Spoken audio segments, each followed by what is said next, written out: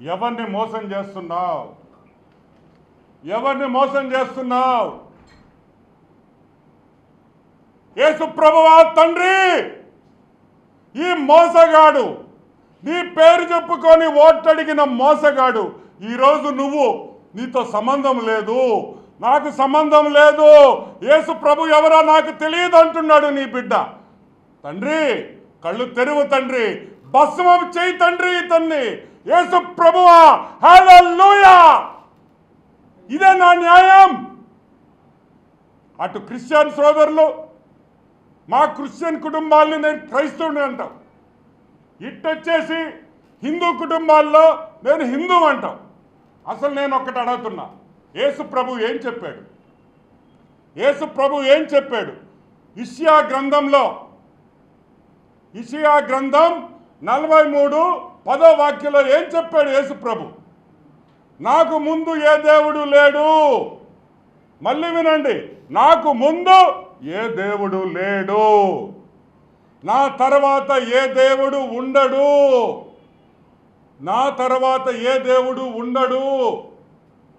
ఉంటే వేడిగా ఉండండి, లేకపోతే చల్లంగా ఉండండి, అటు ఇటు ఉండద్దు అని సాక్షాత్తు యేసు ప్రభువే బైబిల్లో రాసినారు. ప్రభు రాసిన వాక్యం ఇది. కానీ అటు వేడి ఉండదు, ఇటు చల్లంగా ఉండడు. ఇతను హాఫ్ టికెట్ కాబట్టి 50-50లో ఉంటాడని కూడా మీకు మనం చేస్తున్నా. సాక్షాత్తు యేసు ప్రభు చెప్పిన మాట నేను చెప్తున్నా. ఇతను దానికనే ఇతను హాఫ్ టికెట్ అనేది. ఎందుకంటే అటు ఇటు కాకుండా ఉండే వ్యక్తి అని కూడా మీకు మనం చేస్తా ఉన్నా. ఇంకొక విషయం, తిరుమలకు రా, స్వాగతిస్తాం, వెల్కమ్ చేస్తాం, రండి. మా అక్కను తీసుకురా, మా భారత అక్కను తీసుకురా, ఇద్దరు కూతుర్ని తీసుకురా, రా, గుండు కొట్టించుకో, తలలో ఎంటుకులి స్వామికి, పో గుళ్ళోకి, బ్రహ్మాండమైన వివిఐపి దర్శనం నీకు ఇస్తారు. ఆపేదానికి ఎవరికి హక్కు లేదు. కానీ కుటుంబంతో రా అంటే నీ శ్రీమతి మాత్రం క్రిస్టియను, నీవు మాత్రం హిందూ, నీ కూతుర్లు మాత్రం క్రిస్టియను, నువ్వు మాత్రం హిందూ, మీ అమ్మ క్రిస్టియను, నువ్వు హిందూ. ఏంద్రే ఈ నాటకాలా? ఎవరిని మోసం చేస్తున్నావు ఈ నాటకాలతో అని మేము అడుగుతున్నాం. క్రిస్టియన్ సోదరులు, క్రిస్టియన్ కుటుంబాలని, క్రిస్టియన్ అక్కా చెల్లెళ్ళని, అన్నాదమ్ముళ్ళని మోసం చేయొద్దు జగన్మోహన్ రెడ్డి. నువ్వు క్రిస్టియన్ కాదంటే సాక్షాత్తు మీ తండ్రిని చేసిన అక్కడ నువ్వు సిలువు పెట్టావు కదా, తీసేసేయి. నమ్మనప్పుడు ఎందుకు ఉంచుతున్నావు? అది మంచి పద్ధతి కాదు. ఏదో ఒక రిలీజన్ నమ్ము, ఏదో ఒకటే నమ్ము.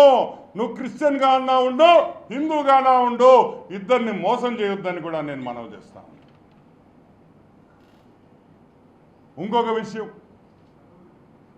జగన్మోహన్ రెడ్డి అనే వ్యక్తి తిరుమలకి ఎప్పుడు వచ్చాడు మొదటిసారి? సింపుల్ స్ట్రైట్ పాయింట్, శవయాత్ర చేసేటప్పుడు. దాన్ని ఏమంటారా? ఓదార్పు యాత్ర. ఓదార్పు యాత్ర మీన్స్ శవయాత్ర. ఈ శవయాత్ర చేసేటప్పుడు ఫస్ట్ టైం నువ్వు తిరుమలకి వచ్చింది వాస్తవమా కాదా? నువ్వు రాజకీయాల్లోకి వచ్చిన తర్వాత తిరుమలకి వచ్చావు, దాని ముందర ఎప్పుడైనా నువ్వు తిరుమలకి వచ్చావా? నువ్వు పెళ్ళైన తర్వాత తిరుమలకి నీ శ్రీమతితో ఎప్పుడైనా వచ్చావా? నీ కూతుర్లు పుట్టిన తర్వాత అన్నప్రాసం ఎప్పుడైనా చేయించావా? అసలు అడుగు పెట్టావా అని మేము అడుగుతున్నాం. ఓ ఇప్పుడు క్రిస్టియన్ అయిపోయాడు, అప్పుడు క్రిస్టియన్ ఇప్పుడు హిందూ అంటే మీ అవసరానికి మారుతూ ఉంటారా? ఏ షర్ట్ మార్చుకున్నట్ట? పొద్దున ఒక షర్ట్ వేస్తే క్రిస్టియన్, సాయంకాలం షర్ట్ మార్చేసి పంచి కడితే హిందువా? ఏందిరా ఇదే? నేను అడుగుతున్నా క్రిస్టియన్ సోదరుని, మా క్రిస్టియన్ సోదరుని, మీరు కళ్ళు తెరవండి. ఈడు పెద్ద దొంగ, మిమ్మల్ని అందరినీ మోసం చేస్తున్నాడు. మీకేమో కుటుంబం అంతా దేవుడి వాక్యం చెప్పద్ది, ఈయన మాత్రం హిందూ అంటాడు. ఎవరిని మోసం చేస్తున్నారు? దయచేసి వీళ్ళని నమ్మద్దు, దయచేసి వీళ్ళని నమ్మద్దు. వీళ్ళు దొంగలు, వీళ్ళు అవసరానికి దేవుణ్ణి వాడుకుంటున్నారనే విషయం ప్రతి క్రైస్తవ సోదరుడు ఒక్కసారి ఆలోచించండి. మనం చేస్తాము, కళ్ళు తెరవండి. ఈ దొంగల్ని నమ్మద్దు, నిజమైన క్రైస్తవుణ్ణి నమ్మండి. హల్లెలూయా.